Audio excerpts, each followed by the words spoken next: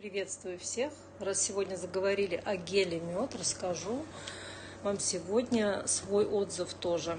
У меня средний сын, у него такой диагноз был гиперчувствительность бронхов, потому что врачи не могли объяснить, почему он, выходя на улицу на прогулку, да, в холодное время года, это начиная с ноября там, по апрель, мы на севере живем, он начинает кашлять, как будто у него бронхит.